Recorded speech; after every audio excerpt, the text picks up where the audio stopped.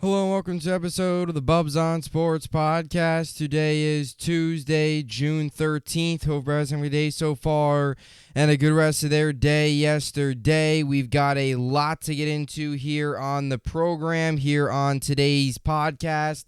It is, in fact, Tuesday, June 13th. Game 1 of the Subway Series is tonight. Tomorrow night will obviously be Game 2, and then they will visit again later July 25th or 23rd or something like that. It's one of those days later July will be games 3 and 4 of the Subway Series back at Yankee Stadium tonight. It starts at Citi Field, and even with both teams struggling, even with the Yankees being seriously hurt and, the Mets obviously being 4 games under 500 and currently right now, a little ways out of the wild card spot and 9.5 back in the division, even though both teams haven't quite lived up to the expectations going into this season, it's still always excited, even without Judge and Alonso, obviously both being on the IL. Alonso after being hit by pitch and, Judge running into the wall at Dodger Stadium. Even with all that, it's always exciting. It's the Subway Series. It's the Battle of New York. And especially now more than ever. I know when you look at the two teams and you say, man, on paper, it's not the greatest matchup ever. We've seen the last 2 years when both teams have been competing and fighting for playoff spots and stuff like that. It was a lot more exciting last year, especially when both teams at the time they were playing each other were at the top of their divisions, and there was a lot of excitement. You feel like this series is very important because both teams you feel like need to have it. Both teams are struggling. Neither team is comfortably in the wild card situation. The Mets are out of it right now. The Yankees are just barely in it. So you do feel like as much as on paper it's not as exciting as maybe past years, you do feel like this Subway Series does mean a lot in terms of what it can do to your team if the Mets lose both these games and now they look up and they're 6 games back in the division, or they're 6 games under 500 rather, and now they're 11 games back in the division and 5-6 games back in the wild card. So it is still a big series. It's still exciting. It's the Battle of New York. We'll get more into it later on. We've got to start off today's podcast, though. The Rangers have officially announced it. Peter Laviolette will be the next New York Rangers head coach. We're going to break it down, give you my thoughts. For a while now, I think many of us thought this would probably be the end result. Obviously, there was definitely some other names that, they considered. There was definitely some other names that, we saw that, potentially could be options. It seemed like the two finalists were John Hines and Peter Laviolette, and I'm glad they went with Peter Laviolette. I'm going to break down this move. I'm going to talk about it. We're going to get into it. We'll get to the Mets and Yankees as well. Nuggets are NBA champions. They are on top of the mountain for the 2023 NBA season. So congratulations, Denver Nuggets. Nikola Jokic MVP. What a series for them.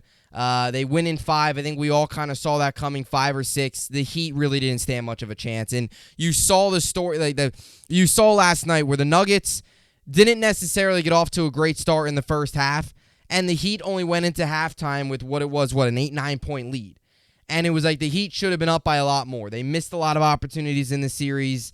They missed a lot of shots that they were making earlier on. At the end of the day, and we talked about this going in, at the end of the day, the Nuggets were just the more talented team. They were the better team. That was the bottom line. And I know Heat stole game 2 from them in Denver, and you're like, all right, maybe this gets interesting. You go back to Miami series tied. The Heat took care of business in Miami, win last night, get their first NBA championship in franchise history. And I'll tell you what, if you're a Denver sports fan, the last 2 years have been pretty exciting. You got the Avalanche win. You got the Nuggets win this year.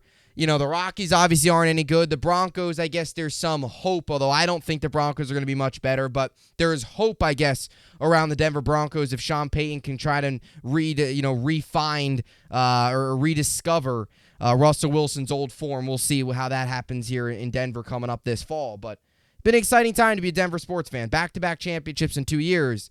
To put that in perspective, us as New York sports fans, we've had 1 championship in the last 11 years for 4 of the major sports.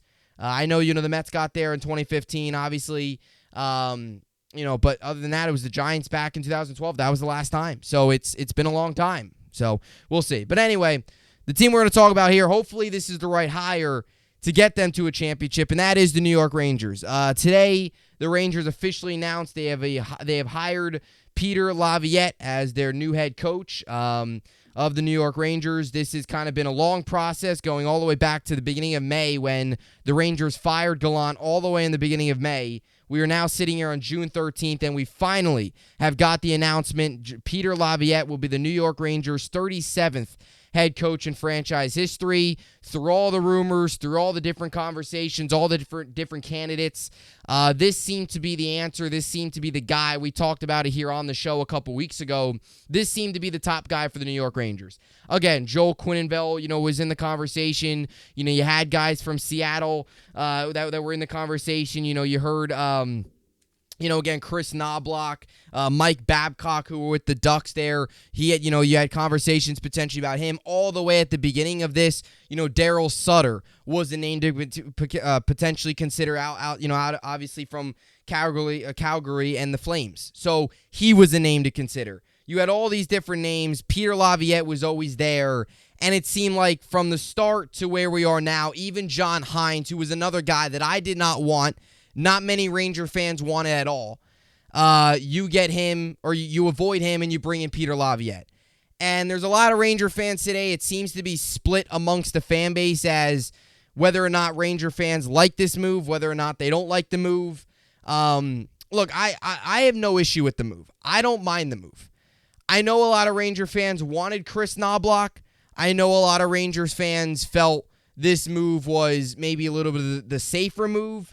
And I understand that aspect of it. I understand the way it ended in D.C. I understand, the issues that he had towards the end there with the Capitals where, his last, 3 years with the Capitals, it ended with 2 first-round exits. They lost in 5 to Boston, and they lost in 6 to Florida last, 2021-2022 season.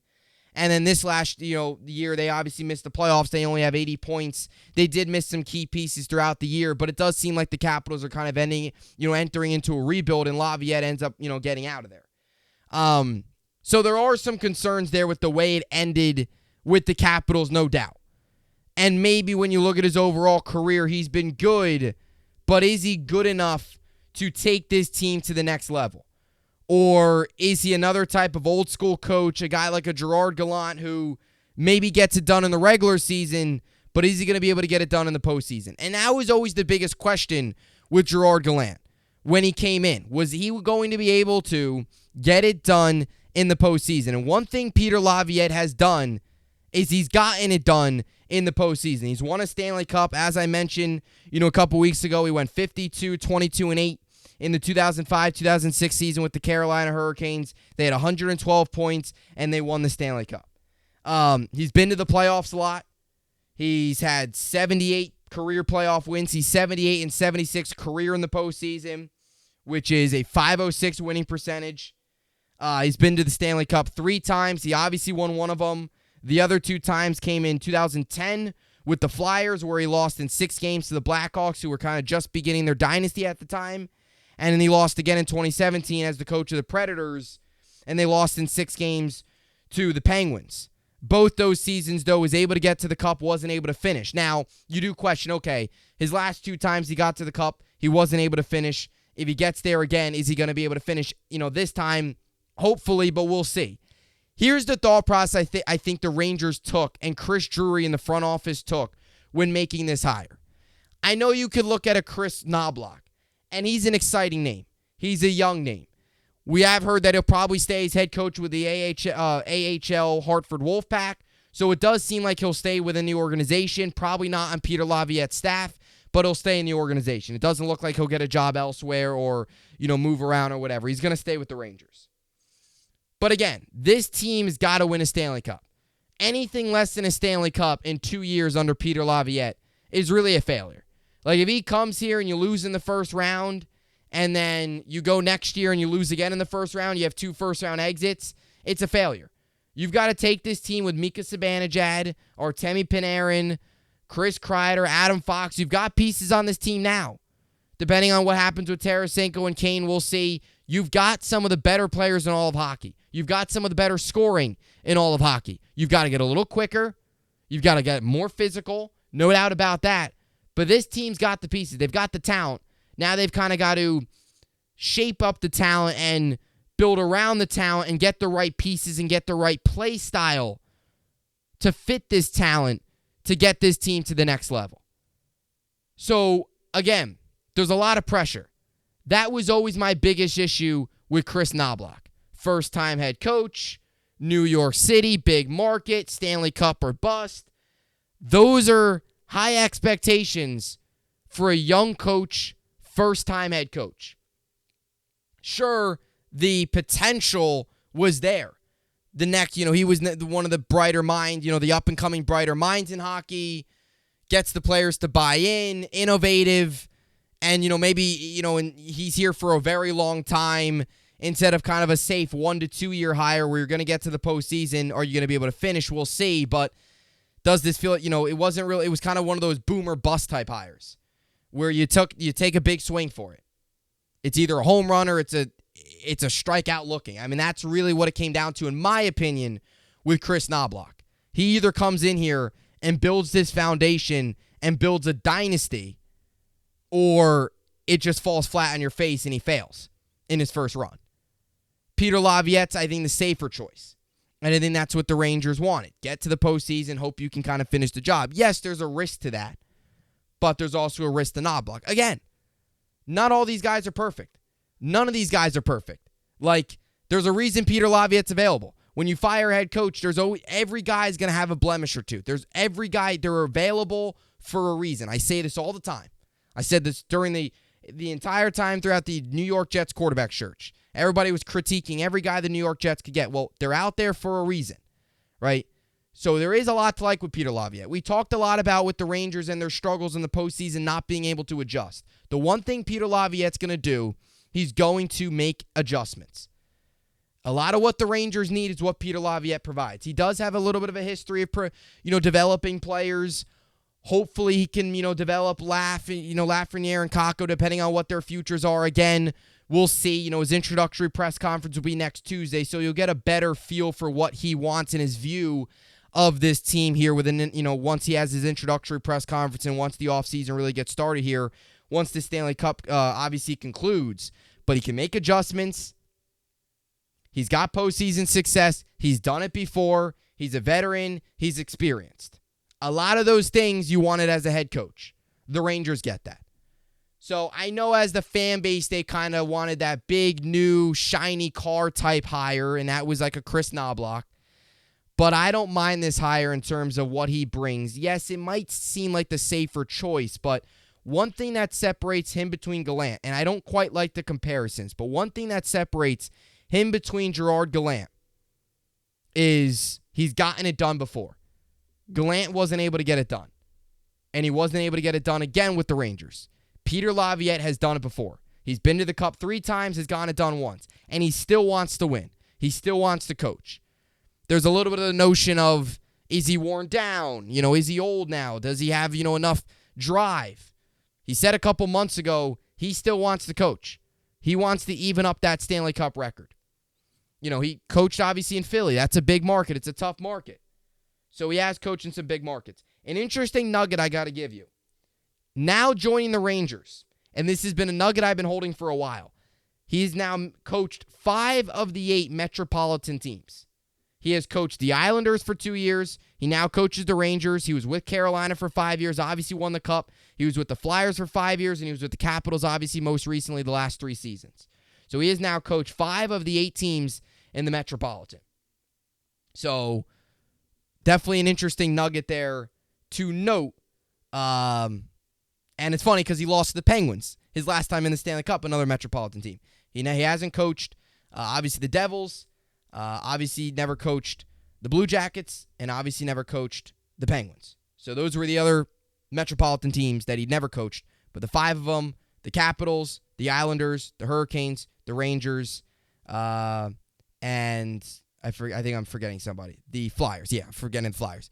Are the 5 teams that he has coached. Obviously didn't coach the Blue Jackets, Devils, or the Penguins. So just an interesting nugget there. He also played 12 games in his NHL career. All of those games were with the Rangers. So he does have a little bit of history with the Rangers, not being much, but he did play 12 games in the NHL. All 12 of those were with the Rangers. Again, in his career, he's 752, 503, 25, and 150, 526 career winning percentage. When I look at his time in Carolina, He was 167, 122, 6 and 28. His time with the Capitals, 115, 78 and 27. With the Predators, which he was in Nashville for the longest, he went 248, 143 and 60. He was very successful in Nashville. Got them to a Stanley Cup. Was 32 and 29 in career in the postseason with the Predators. He also got, the Flyers to a Stanley Cup. That was really the last time the Flyers are relevant. Was with Peter Laviolette there. He went 145, 98 and 29 in 5 years with the Flyers. So he does have a lot of success. He did not do well with the Islanders. Was there for 2 years. Went 4 and 8 in the postseason. So didn't have a ton of success with the Islanders. He's career 78 and 76 in the postseason. 506 winning percentage. So, again, and he's won a Stanley Cup. He's gotten it done before. Can he do it again? I know you look at it and say, he hasn't won a Stanley Cup since 2006. He's been to 2. He's obviously been to, 1 back in, 2017, where he took, the 88 or the 94-point Nashville Predators and lost in 6 to the Sidney Crosby and the Penguins, but was able to get there, and we'll see if he can finish the job. Again, the 3 recent years with the Capitals does concern you a little bit with the way it ended. But all in all, I like this hire. I have no issue with the hire. I know there's a lot of Rangers fans out there that think that, this is just another, this is a terrible hire. Look, there's pros and cons to everybody. I don't mind this hire. I like it. He's gotten it done before. He can make adjustments. He can develop guys. He brings a lot of good traits to the table. Sure, there's some concerns, but I think ultimately the positives outweigh the negatives. And I think when you compare him to a John Hines or some of the other guys that were available, I definitely think Peter Laviolette ranks high up there in the potential coaches that the Rangers could have gotten. I think Peter Laviolette's a better option than Daryl Sutter. Again, Joel Quenneville, with all the off-the-ice issues, would have had a media firestorm here. So I like this move for the New York Rangers, and we'll see what he can do. I'm in the minority. I set up a Twitter poll earlier today, and I'll show you the results. It's got 20-plus more hours left, but I wrote, Ranger fans, do you like the hire of Peter Laviolette? 57% said yes, 43% said no. So, again, on Twitter, @Bubbs52, if you want to vote on that poll and express your opinion, go do it. So far, 57% of people say they like it. Again, I feel like the fan base is like 50-50. Definitely more like the Gallant hire. But again, the difference between it hire and Gallant, Laviolette's gotten it done before. Gallant didn't. So hopefully he does the same. And he's still got the fire. He's still got the will to coach. It's not like he's worn down. He's just taking this job for the money. He doesn't care. I truly believe he wants, I know this might sound obvious, but he still wants that next Stanley Cup, that other cup opportunity. So this is what Chris Drury had to say on the move. We are thrilled that Peter will be the next head coach of the New York Rangers. With Peter's extensive experience as a head coach in the NHL, as well as the success his teams have had several levels throughout his career. We are excited about what the future holds with him leading our team. Then this was a quote from the beloved James Dolan, who nobody wants around New York sports anymore, but he's still around. I would like to welcome Peter to New York Rangers. Peter's impressive resume, which includes winning a Stanley Cup and advancing to the finals with 3 different teams, has made him one of the most respected coaches in the leagues. As we move forward in our goal to consistently contend for a Stanley Cup, I'm confident that Peter is the right head coach to lead our team. So if you care, that's what James Dolan had to say. I more care about what Chris Drury had to say because he's the one mainly making the decisions. But we'll see. So next Tuesday will be the hire. Or not the hire. Next Tuesday will be the press conference. So, again, you can go back to, and the people that don't like the hire, again, I feel like there's not a ton to hate. I think the people that don't like the hire are more upset they fired Gallant than the actual hire. Because there are questions as to why they fired Gallant in the first place. Partially was the non-physical roster, which he can't do anything about. You've got to build that. And Drury's got to step that up this year. And I think Laviolette's got to bring that too. They need speed and they need physicality. The coach with the adjustments and stuff, that's good. And Gallant never was able to make adjustments. That's the one thing I will say. teams would adjust against the Rangers. You saw with the Devils after Game 2, they made big adjustments. The Rangers looked lost the rest of the series, especially in Game 7, which was pathetic. So the adjustments are big, but they've also got to add to this roster. They need speed. Like, last year, they had speed. Physicality was lacking, but they had speed. They got all the way to Eastern Conference Finals. Playoffs, the ice gets smaller. You need physicality, you need intensity, you need speed, you need quickness. Slow guys and guys that can score having guys can score, great. But it's tough to score if you don't have that speed, if you don't have that physicality that's needed for playoff hockey. And that's why the Devils beat us. And we're going to be going after the Devils again. And they've got speed. So, we'll see. But the Rangers finally get their head coach. After firing Gallant early in May, they finally get their head coach about a month and a half later. So, it was long enough, but they've got their answer. It's Peter Laviolette. And personally, I like this move for the New York Rangers. So, comment down below your thoughts. What are your thoughts on the hire? Do you like it? Don't like it? Do you love it? I wouldn't say I love it, but I do like it. Do you hate it? Do you kind of neutral where you kind of, it's a wait and see. Let's see what he can do. Ultimately get to the postseason and win it. We'll see. So comment down below your thoughts. Now moving on here to a little bit of baseball. We've got a lot to get into here with the New York Mets here, with the Yankees and the Mets, I should say, with the Subway Series starting tonight. Game 1 of 2 games. I will tell you, the pitching matchups coming up for this series are pretty, on paper, they've got big names. Not that all of them have been pitching well recently, but on paper, they've got some big names. Now, you've got Sevy, Scherzer tonight. Sevy has not been good his last 2 starts. Scherzer has not lived up to expectations this year. And then tomorrow night, you got Garrett Cole and Justin Verlander, which on paper is great. Verlander has not been good this year. Cole has been. So there is those 2 matchups there where you've got 4 of definitely the top, bigger name pitchers in baseball. But also 3 of the 4 haven't so much been pitching their best in terms of Scherzer, Verlander, and Sevy. Cole has been great this year, but the rest of them have been, again, Sevy, it's only 4 starts in, but 2 of them have been good, 2 of them have been really bad. So it's kind of like 50-50 so far. We'll see if he can break that tonight and get a 3rd good start in the year and bounce back. Sevy's he's been leaving his fastball all over the plate. I mean, it's been right over the plate. It's been 96 miles an hour over the heart of the middle. You can't do that. Especially tonight, again, the Mets haven't, obviously been struggling, but you got to, the Mets are, again, they've been struggling, but I don't care if you give the Oakland A's, who are winning right now, they're winning every game right now. You leave fastballs right over the middle, teams are going to take advantage, especially at the heart of the lineup. His pitches have been flat. He's leaving them over the heart of the plate. Teams are crushing him right now. He's got to bounce back. 2 really rough starts for Sevy. He seems fine physically. He says he's fine. It's just location. It's a lot of location. It's just his stuff from games 1 to 2 were really good, and his stuff the last 2 games have just been way off. So you hoping in a bounce back performance there. With the Yankees, it was a rough series against the Red Sox, and both teams you feel like need this series. And maybe this series, again, I know a lot of people are upset that both teams aren't very good and it's not as exciting. To me, it's still exciting. Like, to me, the Subway Series is still exciting. If you're not excited for the Subway Series, look, I'm not going to tell you how to be a fan, but I would definitely tend to disagree if you're not excited for the game tonight. Like, I can understand those Yankee fans that the excitement level for the Boston Red Sox games are not nearly what they used to be. And I totally agree. I totally agree with that. The Yankees-Red Sox series, the rivalry, hasn't had juice in years.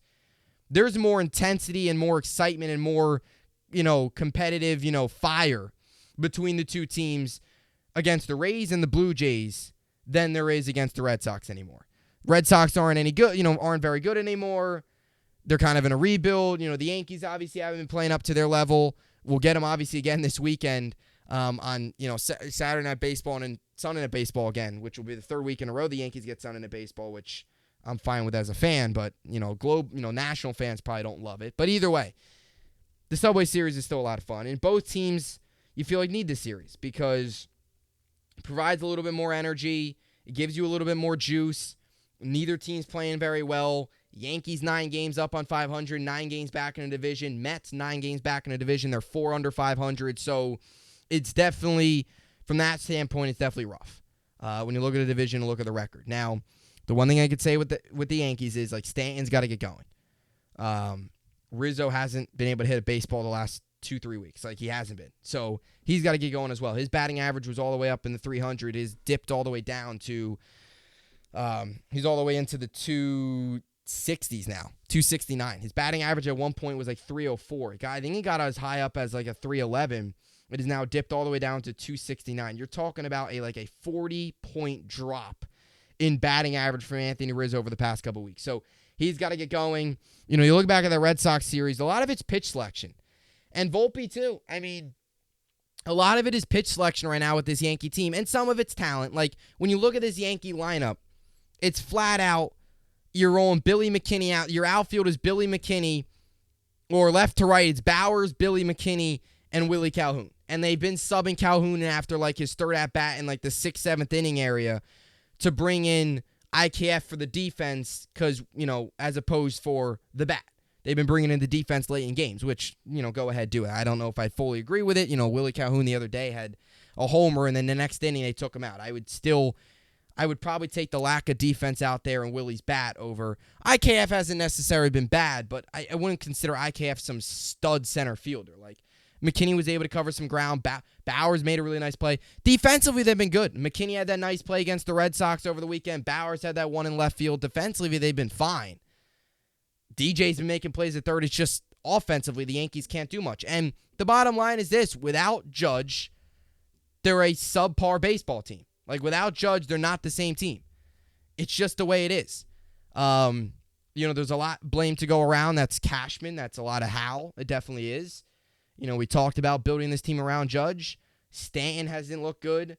Rizzo hasn't been good recently. Obviously got off to the quick start. You hope Stanton can get out of it, but we know this with Stanton. Again, we know this about Stanton. He is a very good player when he's healthy and when he's in a groove, but when he comes off the IL, it takes him a very long time to get going. Outside of that homer 2 weeks ago on Sunday Night Baseball, or a week ago now, on Sunday Night Baseball against the Dodgers, or I apologize, it wasn't even Sunday Night Baseball. It was that Friday game a week now, more than a week ago now against the Dodgers. The first game of that Dodgers series, that home run, that's the only thing he's done. The batting average is the on base is dipped below 300, and he's just missing pitches that he's usually hitting. He's just missing. It happens a lot with Stanton. So you hope he can get going. When you look at the Mets side, look, there's not a ton of light there. You lose 2 or 3 in Pittsburgh. The biggest thing with the Mets is they can't get right. They none of them can get right. One day their pitching's good, the next day their hitting's good, then they can't pitch. So other than the Brave series, put up 10 runs and they lose 13-10. The Pirates have 3 hits, but they only allow 2 runs and they score 1. Like, their pitching and hitting can't get on the same page. You got to get more out of Verlander and Scherzer. The lineup, there's just so many holes there. Sure, you can call up as many prospects as you want. At the end of the day, prospects can only do so much. They're not always going to carry you through a season. At the end of the day, you need your veterans like Lindor to step up. You need Canada to step up. You need Marte, who's been better. He's had, hitting over 300 so far in June. You need him to step up. He's been better, but Lindor's got to be better. Like, you're without Alonso right now, which is obviously a big bat in the lineup. So definitely some concerns there, too, with the Mets. I will tell you this for Mets fans. Yankees have yet to release their lineup. Mets have released their lineup. No Vogelback tonight. Now, Guillorme's at second, so I don't know if Mets fans are in love with that. No Vientos. They are DHing Pham. Guillorme's at second. Canna's at first. So not your prettiest order ever. It's Nimmo, Alvarez, McNeil, Lindor, Marte, Beatty, Pham, Guillorme, Canna. So no Vientos. Beatty is in. Obviously, Alvarez has been in. He's been the best out of the young kids so far. So that's your lineup tonight for the Mets. For the Yankees, they have yet to release it. It'll probably look something like either Torres or Calhoun leading off. For some reason, Boone likes to switch the lineup every single day. I'm fine with changing things up. I'm okay with that. But when it gets to the point where you have a different lineup every single night, it gets a little annoying. Like, you got to have some sort of... And the Yankees last year were known for that. I think they had the most lineup combinations in baseball. Like, okay, fine. Injury, fine. You want to say that? Like, who thought Billy McKinney was going to be our everyday center fielder, for a portion of June? Nobody saw that coming, right? Nobody did. And that's my hope with the Yankees, is you get Bader back, you get Judge back, You get Rodon back here hopefully soon. Got to figure out, some stuff. I'll tell you this. I mean, you got to get I would like another reliever. Do you bring out Jock Peterson, at the deadline potentially in left? You still need a left fielder. That's still a hole. You start to wonder now, too, like, the rest of June's going to be interesting. If Donaldson's been all right in terms of the power he's provided, he's not hitting for average. Obviously, it's below the Mendoza line, but, like, DJ hasn't been good. Do you look at a third baseman at the trade deadline? Do you potentially look at a third baseman at the deadline? Like, somebody like that? I mean, because neither third baseman is producing where you want them to be. LeMahieu has not nearly been the player you want. Defensively, they're fine, but do you add another third baseman at the deadline? It's interesting. So, Mets definitely have a lot more work to do than the Yankees. Yankees hope they can stay healthy, but still trying to tread water here as they visit Citi Field and get ready for the Subway Series. So the Nuggets got the job done last night. Congratulations to Denver Nuggets and their fans. Long time coming, first NBA title in franchise history with a 94-89 win to Miami. So Miami loses in 5. Back-to-back really tough losses for the Miami Heat, back-to-back years. Last year, obviously losing in Game 7 of the Eastern Conference Finals. This year, they win Game 7 of the Eastern Conference Finals, but at the end of the day, we're just outmatched. The Nuggets were the better team. They were the better team throughout the series, and they will now head into the offseason NBA champions. Jokic is insane. He's the best player in basketball right now. Jamal Murray with a heck of a series, a really cool comeback. Obviously missed last season with the ACL issue and stuff like that, the injury, to come back this year and play like they did. This Nuggets team's good. How good will they be for how long? We'll see, but they're pretty good, and they showed it throughout these 5 games, how much better they are. Like, that team can't, even if the Celtics would have won Game 7 against Miami, Nuggets still probably win that series. Nuggets are the best team in basketball, and it's clear. Like, they were the most dominant going into the postseason. They were dominant throughout the postseason, swept the Lakers, got to this point. Like, they were good. They were just a commanding, dominant stretch for the Nuggets, and they win the NBA Finals and are NBA champions on top of the mountaintop. So, till next year for the NBA, we now head into a summer full of hopefully a lot of excitement with the Nets. Is Damian Lillard potentially coming? We'll definitely get into a lot of Nets talk and obviously Rangers talk and a lot of other talk, summer hockey and basketball talk as, the offseason now hits and you get all the moves and the trades and the signings and all that stuff. And I'm sure, a player or two, because the way the NBA is nowadays, I'm sure you might get a star or two that asked out. But it should be an interesting offseason for both the Knicks and the Nets. More, especially for the Knicks, potentially they add another superstar to pair with Jalen Brunson. Is Julius Randle with the Knicks by the end of this summer, or is he out of here? How do the Knicks do that? What do they do with the roster? As for the Nets, I would love to bring in Damian Lillard. I don't want to give up everything, though. I think the Trailblazers are going to want a lot. The Nets need that legit point guard, but we'll see. So, anyway, looking forward to tonight. Enjoy the game. You've also got NHL Finals as well, or NHL Finals. What am I talking about? Stanley Cup Finals tonight as well. Vegas, Florida.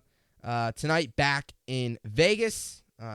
Game 5. Vegas looks to close it out tonight, 8 Eastern TNT. So they close that out. You'll get Denver tonight, or Denver last night. You get Vegas tonight. Then you'll have Vegas and Denver, your NBA and NHL champions. And then you head into the offseason for both those leagues. So that'll do it for the podcast here today. Enjoy the game tonight. I will see you all back here tomorrow. As always, hope you enjoyed it. And thanks for watching.